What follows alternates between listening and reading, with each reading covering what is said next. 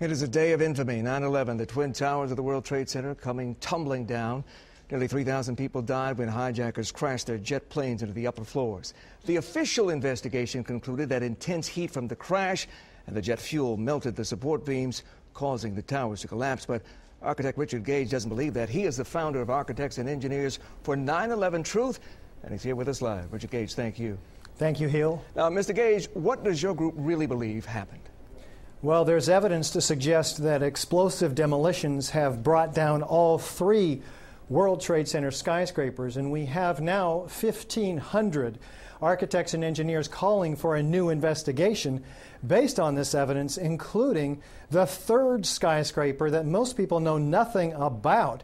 This is a 47-story skyscraper that collapses at free-fall acceleration straight down uniformly, symmetrically into its own footprint, just like a controlled demolition. And what we're seeing now, of course, is the Twin Towers on TV. These come down at about 2/3 of free fall acceleration in a very explosive event, hurling 8-ton perimeter wall units at 70 to 80 miles an hour, laterally landing 600 feet away. We have 110 floors, each composed of an acre in size, 90,000 tons of concrete altogether, pulverizing in midair before it hits the ground. This is extraordinary evidence, along with the chemical evidence of high-tech nanothermite composite explosives or incendiaries found in all the World Trade Center dust. But how then do you explain the attack on the Pentagon or the fourth jet that crashed in Pennsylvania thanks to those brave passengers who gave their lives? Well, we certainly want an investigation of all four hijackings because there's questions raised by the official story in all of these. But the architects and engineers are highlighting the specific evidence in these three skyscrapers because it's so clear that they're explosive demolitions. We have also found by USGS in all of this massive quantity of dust spread like a 12 to 14-inch blanket throughout the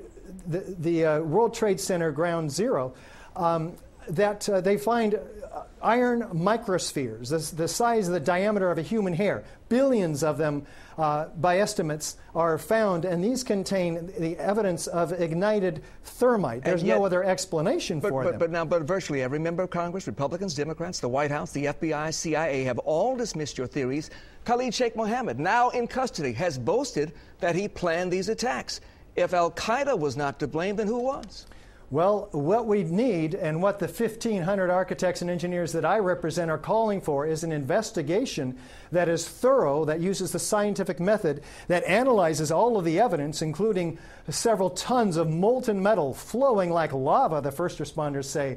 Once this evidence is all analyzed, we'll let the chips fall where they may. You know, we don't know who was responsible. We don't have conspiracy theories. What we want is a real investigation. You may be proved right or you may be proved wrong, but it's certainly okay to ask the question. Richard Gage, thank you for being here. You're welcome.